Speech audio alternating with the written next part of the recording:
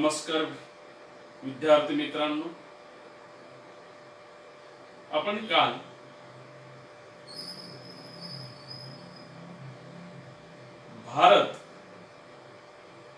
भारताची प्राकृतिक रचना आणि भारताच्या प्राकृतिक रचनेचे 5 भाग आपण बघितले आणि ते तुम्हाला सोपे वाटले असेल. पण मी आज ब्राझीलचे प्राकृतिक विभाग बघणार आहोत. जे आपण भारताच्या संबंधित जे प्रकार बघितले तेच प्रकार आपण इथे बघणार आहोत ब्राझीलमध्ये. पण मी पहिल्याही व्हिडिओमध्ये तुम्हाला सांगितलं होतं की मी ज्या वेळेस लेक्चरला सुरुवात करील तेव्हा आपल्या हातात वही पेन अन्यथा पुस्तक हे आपल्या जवळ पाहिजे.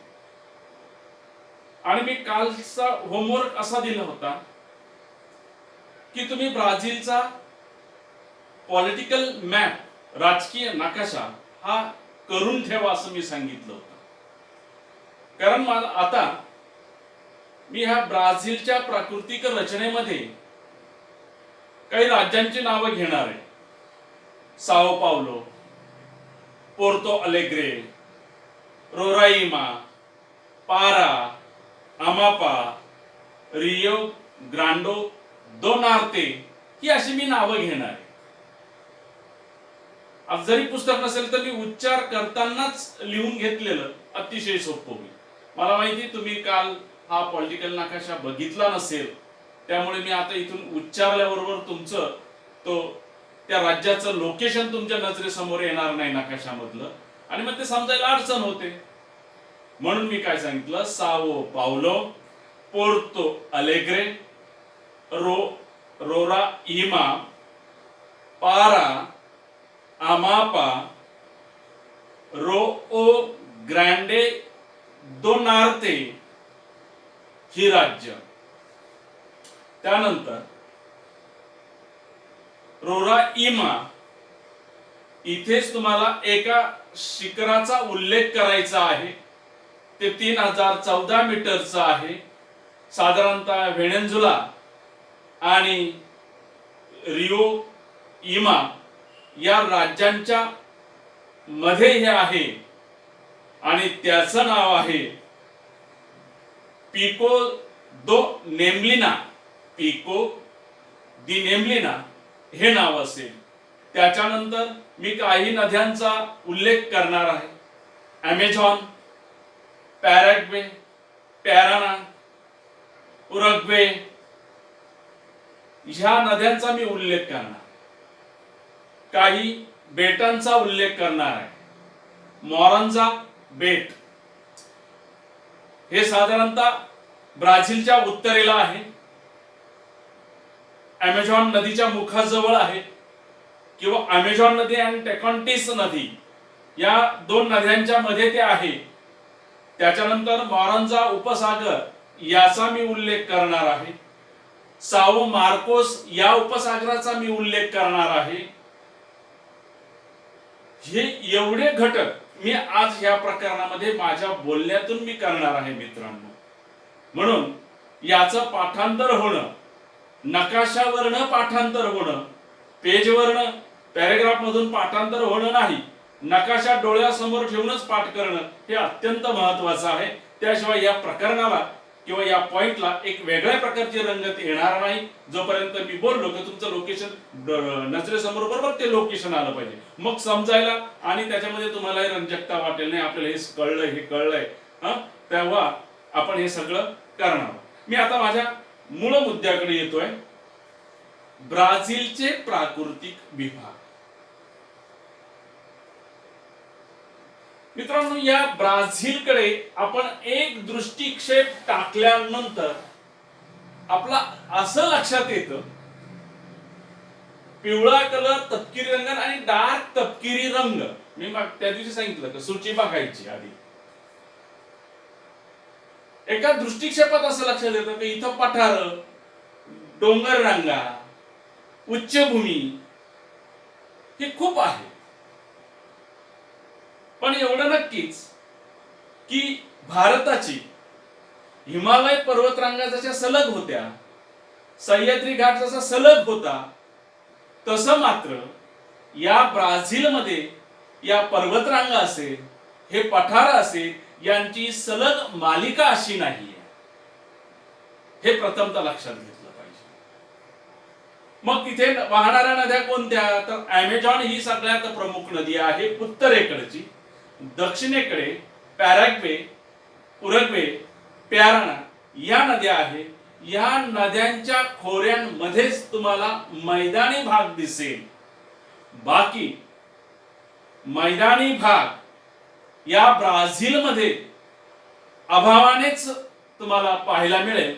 नाहीतर सगळे उंच पर्वत, उंच पठारे किंवा उंच भूमी एवढंच बघायला मिळेल, बाकी बघायला मिळणार नाही. मग माझ्या आता मी मूळ मुद्द्याकडे येतो. एकूण ब्राझीलचे 5 प्रकार पडतात: उच्चभूमी, अजस्र कडा, किनारी मैदानी प्रदेश आणि मैदानी प्रदेश आणि द्वीप समूह. हे 5 भाग आपल्याला बघायचे आजच्या तासाला. आणि ते फारसे अवघड नाही. एक इतका सोपा भाग आहे हा ब्राझीलचा. मला माहिती, खात्री आहे तुम्हाला राज्यांची नावं वगैरे हे माहिती म्हणजे पाठ होणार नाही, आणि तिथे तुम्ही काहीतरी लिहिणार आणि तिथे तुम्ही तुमच्या उत्तराची क्वालिटी घसरून घेणार. त्यामुळे याकडं पाठ करणं अत्यंत गरजेचं आहे. बघा आता पहिला जो उच्चभूमीचा भाग आहे तो गियाना उच्चभूमी आणि ब्राझीलची उच्चभूमी दक्षिणेकडे आणि पूर्व भागाकडे. म्हणजे तुम्हाला उच्चभूमी 2 ठिकाणी पाहायला मिळेल. ब्राझीलच्या उत्तरेला, ब्राझीलच्या दक्षिण पूर्व भागात या 2 उच्चभूमी बघायला मिळणार आहे. आणि ब्राझीलच्या दक्षिणेला पूर्व भागामध्ये अजस्र कडा हा बघायला मिळणार आहे. याची उंची 790 मीटर आहे. हे लक्षात घ्या. त्याच्यानंतर ही आपण सविस्तर माहिती बघणार आहोत. किनारी प्रदेश. आता किनारी प्रदेश म्हणजे अजस्र कडाची पूर्व बाजू जी आहे, इथेच तुम्हाला किनारी मैदानी प्रदेश आपल्याला बघायचा आहे. आणि एक उत्तरेचा बघायचा आहे. साधारणतः इथे अमापा आहे, अमापा राज्य आहे. तिथून तर या टोकापर्यंत, या टोकाला नाव दिलेलं आहे रो ग्रँडे दो नॉर्ते. रो ग्रँडे दो नॉर्ते हा भाग, म्हणजे एवढा हा भाग उत्तरेकडचा किनारी मैदानी प्रदेश आणि दक्षिणेकडे वळाल्यानंतर पूर्वेकडचा हा एवढा किनारी मैदानी प्रदेश एवढाच अभ्यासायचा आहे. मैदानी प्रदेशामध्ये अमेझॉन नदीचा मैदानी प्रदेश तुम्हाला अभ्यासायचा आहे. आणि बघा इथे पॅराना आहे, पॅराग्वे आहे. या 3 नद्यांचा, उरुग्वे, पॅराना आणि पॅराग्वे, या 3 नद्यांचा मैदानी भाग अभ्यासायचा आहे तुम्हाला. त्याच्यानंतर द्वीप समूह. ब्राझीलच्या अटलांटिक महासागरामध्ये आणि सागरी किनाऱ्यावर अशी बेट आपल्याला अभ्यासायचं आहे. हे ढोबळमानाने हे 5 प्रकार आपल्याला अभ्यासायचा आहे. त्यातला पहिला प्रकार आपण घेणार आहोत म्हणजे उच्चभूमी. जेव्हा मी उच्चभूमी म्हणेन बरं का, त्यावेळेस तुमच्या डोळ्यासमोर 2 उच्चभूमी आल्या पाहिजे. एक गियाना आणि दुसरी ब्राझील उच्चभूमी. हे 2 प्रकार तिथले किंवा 2 ठिकाण, 2 उच्चभूमी तुमच्या डोळ्यासमोर आली पाहिजे.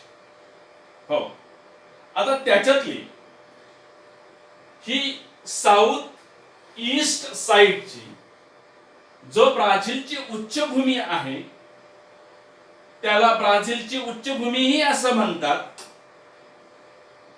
ब्राझीलचे ढाल क्षेत्रही असं म्हणतात आणि ब्राझीलचे पठारही असंही म्हणतात. या तिन्ही भागांमिळून ब्राझीलचं ढाल क्षेत्र याला म्हटलेलं आहे. ढाल क्षेत्र. आणि हे ढाल क्षेत्र दक्षिण अमेरिका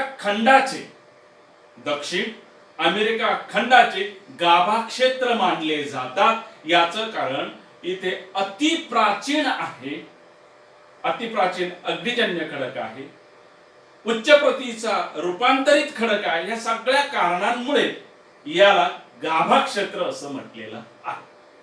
आता याच्यातली जी गियाना भूमी आहे, गियाना भूमी north side of the Brazil,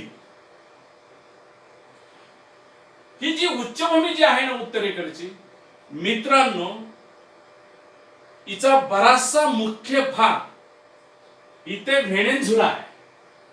ह्या व्हेनेझुला राज्यामध्ये सगळ्यात भाग मोठा जातो आणि आपल्या ब्राझीलमध्ये, या ब्राझीलमध्ये अत्यंत कमी उंचीचाच भाग येतो, अत्यंत कमी उंचीचा भाग.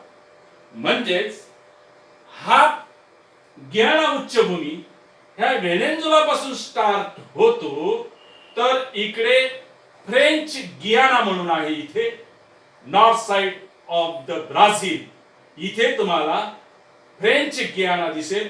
हा व्हेनेझुला ते फ्रेंच गियाना एवढ्या भागामध्ये उत्तरेकडे तुम्हाला उच्चभूमी दिसेल. कोणती उच्चभूमी? गियानाची उच्चभूमी. पण मी मागास सांगितलं, बराचसा पार्ट या उच्चभूमीचा हा व्हेनेझुला देशामध्ये जातो आणि ब्राझीलमध्ये अत्यंत कमी येतो, अगदी कमी येतो. कमी येतो तर येतो, कमी उंचीचा येतो, कमी उंचीचा येतो. आणि मग हा साधारणतः ब्राझीलमध्ये 3 राज्यांमध्ये विभागलेला आहे. इथे हे जे आहे, इथं रोराइमा म्हणून राज्य आहे. इथून गेलं की इथे पारा एक राज्य आहे आणि इथे अमापा हे राज्य आहे. म्हणजेच अर्थातच 3 राज्यांमध्ये ही गियानाची उच्चभूमी पसरलेली आहे, विस्तारलेली आहे. ओके. मग याच्यामध्ये इथे पिको दी नेमलिना हे एक उंच शिखर आहे. ते शिखराची उंची 3014 मीटर आहे आणि हे शिखर व्हेनेझुला आणि रोराइमा यांच्या बाउंड्रीवर तुम्हाला दिसून येईल. आणि याची उंची तशी फारशी नाही, 3014 मीटर. हा एवढा भाग म्हणजेच उच्च गियाना भूमी. लक्षात आलं आता? आता मी दक्षिणेकडील दक्षिण पूर्व ब्राझील मध्ये आलो. इथे ब्राझीलची उच्चभूमी आहे, ब्राझीलची उच्चभूमी आहे. याचा दक्षिण पार्ट उच्चभूमीचा आणि हा नॉर्थ पार्ट हा उच्चभूमीचा. इथे उंची तुम्हाला साधारणतः 1000 मीटर दिसेल. आपल्या महाराष्ट्र डेक्कन प्लॅटूचीच उंची काही ठिकाणी 1000 आहे, काही ठिकाणी 600. या ब्राझील मधल्या उच्चभूमीची उंचीच 1000. इतरत्र तुम्हाला त्याची उंची दिसेल, इतरत्र दक्षिण आणि उत्तर साइड सोडल्यानंतर तुम्हाला फक्त 500 मीटर तर 1000 मीटरच्या दरम्यान याची उंची तुम्हाला दिसेल. याच्यापेक्षा जास्त दिसणार नाही. त्यातल्या त्यात काय झालं, याची उंची टप्प्याटप्प्याने उत्तरेकडे कमी होत गेली. पण मात्र उतार तीव्र आहे, कुठे? उत्तरेकडे म्हणजे या अमेझॉन नदीकडे असं समजा. या अमेझॉन नदीकडे याची उंची जी आहे टप्प्याटप्प्याने कमी होत जाते. आणि अकस्मात एकदम कमी पण होत नाही, अकस्मात एवढे उतार पण तिथे नाहीये. फक्त ह्या अमेझॉन नदीच्या उपनद्यांनी तिथे धावत्या आणि धबधब्यांची निर्मिती करून ठेवली. धावत्या म्हणजे काय? तर उतार असेल आणि तिथून जर नदी वेगाने वाहत असेल, वेगाने वाहत असेल त्या उतारावरनं, उतार असल्यामुळे नदी दगडगोटे घेऊन येणार बरोबर, आणि त्या उतारावरचं पात्र थोडंसं खाली इरोजन होईल, खोदलं जाईल, आणि मग तुम्हाला असे नंबर ऑफ चॅनल्स तिथे दिसतील, त्याला धावते असं म्हणतात. धबधबे कशी निर्मिती होती माहिती? हार्ड रॉक असेल तो तसाच राहतो, सॉफ्ट रॉकचं इरोजन होतं आणि तिथून उडी नदी घेते, तिथे धबधब्याची निर्मिती होते. असे नदीचे भू आकार तुम्हाला ह्या उत्तर भागामध्ये दिसेल, आणि ह्या उत्तर भागातून म्हणजे ह्या उच्चभूमीतून उगम पावलेल्या नद्या उत्तरेकडे जाऊन तुम्हाला अमेझॉन नदीला जाऊन मिळतील. एवढं सोपं आहे. हो. आणि दक्षिणेकडे म्हणजे ह्या दक्षिण उच्चभूमीवर इथून उराग्वे, पॅराग्वे, पॅराना या नद्यांचा उगम होतो, आणि ह्या नद्या पुढे वाहत जाऊन अर्जेंटिनामध्ये येतात. अर्जेंटिनामध्ये येतात. हा झाला ब्राझीलची उच्चभूमी. ब्राझीलची उच्चभूमी. आता मी हे एवढं समजून सांगितलं ना, इथे मी तुम्हाला एका बाजूला हे सगळे पॉइंट्स दिलेले आहेत, पुस्तक नाहीये तुमच्याकडे असं समजून मी याचं इथे लिखाण करून दिलेलं आहे, हे लक्षात घ्या. आता आपण पुढच्या भागाकडे जातोय, तो म्हणजे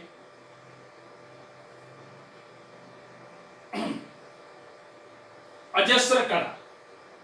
आता अजस्र कडा काय आहे की या ब्राझीलच्या उच्चभूमीचा उतार पूर्वेकडे अतिशय तीव्र आहे, आणि तो उतार एकदम तीव्र असल्यामुळे आणि उंची असल्यामुळे आपण त्याला अजस्र कडा हा भाग इथे येतो. अजस्र कडा इथे नाव आहे बघा, अजस्र कडा. It is a very small part of the physical. हा प्राकृतिक दृष्ट्या हा भाग अत्यंत छोटा आहे, पण या प्राकृतिक विभागाने ब्राझीलच्या हवामानावर परिणाम केलेला आहे, म्हणून हा स्वतंत्र याची माहिती बघणं अत्यंत गरजेचं आहे. हा विस्ताराने अतिशय लहान आहे, तो हवामानावर परिणाम करतो, म्हणून तो स्वतंत्र विभाग मानला गेलेला आहे. स्वतंत्र विभाग मानले गेलेला आहे, हे लक्षात घ्या. आणि मग बघा, तेथील उताराचे स्वरूप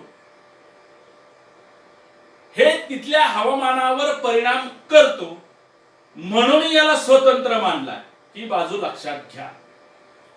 आणि याचा पूर्वेकडचा तीव्र उतार हा अजस्र कडा तिथे अंकित होतो, संपतो. ओके. आता बघा, याची उंचीच मुळामध्ये मागा सांगितल्याप्रमाणे 790 मीटर आहे, याच्यापेक्षा जास्त उंची नाही. पण याची जी उंची आहे नैऋत्य भागामध्ये साओ पावलो म्हणून आहे, आणि पोर्तो अलेग्रे, साओ पावलो, पोर्तो अलेग्रे नैऋत्य भागामध्ये हा भाग साओ पावलो आणि पोर्तो अलेग्रे इथं एका सरळ रेषेत याची उंची संपते. याची उंची संपते, हे लक्षात घ्या. आणि मग मी मागा म्हटलं की ह्या कड्यांमुळे, या कड्यांमुळे, कोणत्या कड्यांमुळे? अजस्र कड्यांमुळे हवामानावर परिणाम झालेला आहे. सरळ आग्नेयकडून येणारे व्यापारी वारे, म्हणजेच आग्नेय व्यापारी वारे या अजस्र कडाला अडले जातात, आणि म्हणून या कडेच्या पूर्वेला प्रतिरोध प्रजन्य पडतो, आणि त्याच्या पलीकडच्या भागामध्ये अपोजिट साइडला प्रजन्य छायेचा प्रदेश पडतो. त्याला आपण अवर्षण असं म्हटलेलं आहे, आणि याच प्रदेशाचा उत्तरेकडचा जो भाग आहे याला म्हटलंय अवर्षणाचा चतुष्कोश, असं याला आपण म्हटलेलं आहे. मग चतुष्कोश म्हणजे काय, ही जर टीप आली तर आपल्याला तिथे देता आली पाहिजे. हा पाठ इथे संपतो. त्याच्यानंतर आपण पुढच्या भागाकडे जातो, ती म्हणजे ब्राझीलची किनारपट्टी. मला सांगा, आता भारताला किती लांबीचा किनारा लाभलेला आहे? किती आठवलंय? 7500. इथे किती आहे? ब्राझील मध्ये किती आहे? 7400. फरक एवढाच की भारताला म्हणजेच द्वीपकल्पाला तिन्ही बाजूने किनारपट्टी लागते, तर याला ब्राझीलला दोन भाग पार्ट मध्ये किनारपट्टी लागते. एक म्हणजे north side and second is east side. या दोन भागांमध्ये, याच्यापेक्षा जास्त नाही, हे लक्षात घ्या. मग या किनारपट्टीचे आपण दोन भाग केलेले आहेत. दोन भाग. आता मग मी बोललो कोणते दोन भाग? आकृतीकडे बघितल्या बरोबर तुम्हाला दोन भाग कळले पाहिजे. दोन भाग कळले पाहिजे. कोणते? बघा आता, एक भाग जो आहे नॉर्थ साइड आणि दुसरे आहे ती ईस्ट साइड, उत्तर पूर्व. उत्तरेला, आता मी आधी उत्तरेची सांगतोय, उत्तरेला इथे अमापा म्हणून आहे, अमापा राज्य. ही अमापा राज्यापासून ही किनारपट्टी स्टार्ट होते, तर पुढे इथे रिओ ग्रँडे दो नॉर्ते, इथे या बाजूला या कोणावर इथे रिओ गार्डे दो नॉर्ते हा भाग आहे. इथपर्यंतचा भाग म्हणजे नॉर्थ किनारपट्टी. हे लक्षात घ्या. आणि असा हा कोस्टल एरिया तसा, याच्यामध्ये काय काय बघू आपण. या कोस्टल एरिया काय काय आहे? तर बेट आहेत. कोणतं बेट आहे? मारांजो. मारांजो हे बेट आहे. हे बेट या अमेझॉन नदीच्या मुखाजवळ आहे, बर का. आणि टोकॅन्टिस, इथे परत एक नदी येते टोकॅन्टिस. अमेझॉन नदीचं मुख आणि टोकॅन्टिस ही नदी याच्या दरम्यानही मारांजा हे बेट आहे. मारांजा हे बेट आहे. आणि पुढे गेल्यानंतर ह्याच किनारपट्टीवर मारांजा उपसागर आहे. उपसागर, मारांजा बेट, मारांजा उपसागर आहे. आणि पुढे गेल्यानंतर हा जो भाग आहे, इथे परत एक उपसागर आहे. याचं नाव मी तुम्हाला काल सांगितलेलं आहे, साओ मार्कोस. साओ मार्कोस हा एक इथे उपसागर आहे. म्हणजेच मारांजा बेट, मारांजा उपसागर, साओ मार्कोस हा एक उपसागर, दोन उपसागर, एक बेट. ही किनारपट्टी स्टार्ट होते अमाबा तो रिओ ग्रांडे दो नॉर्ते इथपर्यंतचा भाग म्हणजे उत्तर किनारपट्टी. आता पूर्व किनारपट्टी ही सबंध पूर्वेची किनारपट्टी म्हणजेच पूर्व किनारपट्टी हा दुसरा भाग. आता याच्यामध्ये अनेक लहान लहान नद्या येऊन मिळालेल्या आहे अटलांटिक महासागरामध्ये. अटलांटिक महासागरामध्ये साओ नदीचं नाव आहे का? Sao Francisco. साओ फ्रान्सिस्को ही एक नदी या अटलांटिक महासागरामध्ये, साओ फ्रान्सिस्को ही नदी अटलांटिक महासागरामध्ये जाऊन मिळते. ह्या किनारपट्टीचं एक वैशिष्ट्य असं आहे की वालुकागिरीच्या पुळणी आहे. वाळूच्या पुळणच्या पुळण तटीय वालुकागिरी पण आढळते. तटीय वालुकागिरी आणि ठिकठिकाणी तुम्हाला दिसेल म्हणजे प्रवाळ कट्टे आणि प्रवाळ बेट, प्रवाळ कट्टे, प्रवाळ बेट हे तुम्हाला ठिकठिकाणी दिसतील आणि ह्या प्रवाळ कट्टे आणि प्रवाळ बेटांमुळे या सबंध किनारपट्टीचं संरक्षण झालेलं आहे. इथे हा मुद्दा संपतो. इतकं सोपं आहे, जास्त विस्तारित तुम्हाला लिहायचंच नाहीये. कळलं की नाही? हा, आता पुढचा भाग आपण सुरुवात करतो आहे तो म्हणजे मैदानी प्रदेश. नीट ऐका, मैदानी प्रदेश हा ब्राझीलचा उत्तरेकडचा पाठ येतो आणि नैऋत्येकडचा भाग. कोणाचा नैऋत्य? या देशाच्या नैऋत्येकडचा पाठ, हा पाठ नैऋत्य आणि उत्तर पाठ. आपण आता ह्या नद्यांचा ना आपण परिपूर्ण जलप्रणालीमध्ये अभ्यास करणार आहोत, पण इथलं मैदान का निर्माण झालेलं आहे याचा आपल्याला अभ्यास करायचा आहे. आता ही अमेझॉन नदी आहे ना, ही इथे पेरू आहे. पेरू, इथल्या पेरू देशाच्या उच्चभूमीवर उगम पावून ब्राझीलच्या उत्तरेकडे वाहत जाऊन नंतर ती पूर्वेकडे वाहत जाऊन उत्तर अटलांटिक महासागराला जाऊन मिळते. पहिलं वाक्य. 2, या नदीचा पश्चिमेकडील रुंदी 1300 किलोमीटर इतकी आहे. 1300 किलोमीटर. पण आता जिथे जिथे तिच्या मार्गामध्ये दोन्ही बाजूंना उच्चभूमी आली आणि मधून जर हे अमेझॉन वाहत असेल तर तिथे मात्र तिची रुंदी कमी झालेली आहे. ती साधारणतः 240. मग ती उच्चभूमी पार करून बघा, आता इथं उच्चभूमी, इथं उच्चभूमी आली, मग इथे हा स्पेस तिला कमी मिळाला म्हणून तिची रुंदी इथं 240 झाली. पण जसजशी पूर्वेकडे जाईल तर पूर्वेकडे जाईल तसतशी तिची रुंदी वाढत जाते.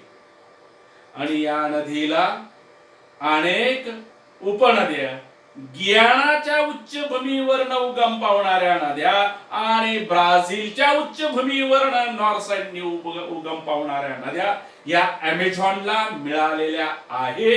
आणि म्हणून या नद्यांनी आपलं तिथं सकल मैदानी प्रदेश बनवलेला आहे. हा इतका. आता हा अमेझॉन नदीचा पार्ट जो आहे ना, पूर्ण उत्तर पूर्व दिशेची लांबी पूर्ण ही विषुववृत्ताच्या उत्तरेला 0.0 अक्षवृत्त किंवा 0 विषुववृत्त ते 5 अक्षवृत्ताच्या दरम्यान हा पट्टा पसरलेला आहे अमेझॉनचा. आणि आपण 6वीला शिकलोय 0 विषुववृत्त ते 5 अक्षवृत्त उत्तर, 0 विषुववृत्त तर 5 अक्षवृत्त दक्षिण या दरम्याने विषुववृत्तीय प्रदेश पसरलेला आहे. मग विषुववृत्तीय प्रदेशाचं वैशिष्ट्य काय? तिथे मुसळधार पाऊस पडतो साधारणतः 3-4 नंतर आणि वर्षभर एकच ऋतू. कारण का? अर्होपर्जन्यामुळे त्या ठिकाणी पावसाचं प्रमाण खूप आहे. म्हणून ह्या नद्यांना वारंवार पूर पण येतात. बारमाही पाणी असणारच, प्रश्नच नाही. पण वनांचं प्रमाण सुद्धा खूप आहे. म्हणजे जर याचा सॅटेलाइटचा जर फोटो जर बघितला आपण, फक्त ती नदी एखाद्या नागमोडी वळणासारखी, नागासारखी दिसते, पण आजूबाजूला सगळं जंगल वाढलेलं आणि सतत दलदल आणि जमिनीकडचा भाग सुद्धा म्हणजे वृक्षाच्या खोडांकडचा भाग सुद्धा, जमिनीवर सुद्धा सगळ्या वेली पसरलेल्या आहेत.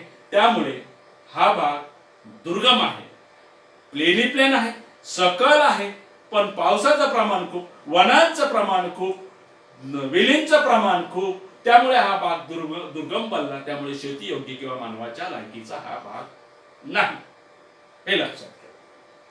नंतर ब्राझीलच्या मैदानाकडे आता बघा, इथे पॅराग्वे नदी आहे, ती सरळ दक्षिणेकडे येते आणि पॅराना नदी जी आहे ती साधारणतः निवृत्त करते.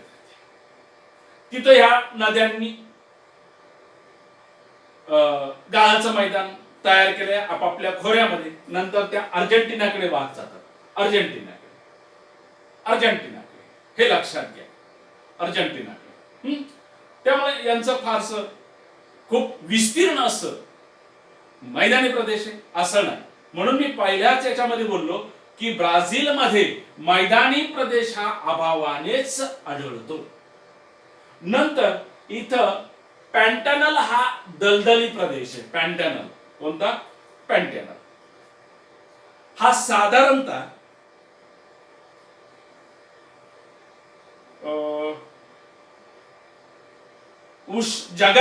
जगातील उष्णकटिबंधीय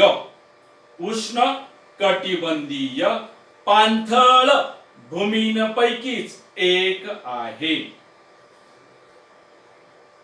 जगातील उष्णकटिबंधीय दलदली भूमींपैकीच ही एक पॅन्टॅनल दलदलीची भूमी आहे. ही जी हिरवं गवतासारखं दिसतंय ना, इथे पॅन्टॅनल हा एवढा भाग दलदलीचा आहे. आणि हा पार कोणत्या राज्याचा येतो तर तो माटो मासो दो सुल. काय सांगितलं? माटो ग्रासो दो सुल या भागामध्ये हा पॅन्टॅनल दलदलीचा प्रदेश येतो. इथे हा मैदानी प्रदेश संपतो.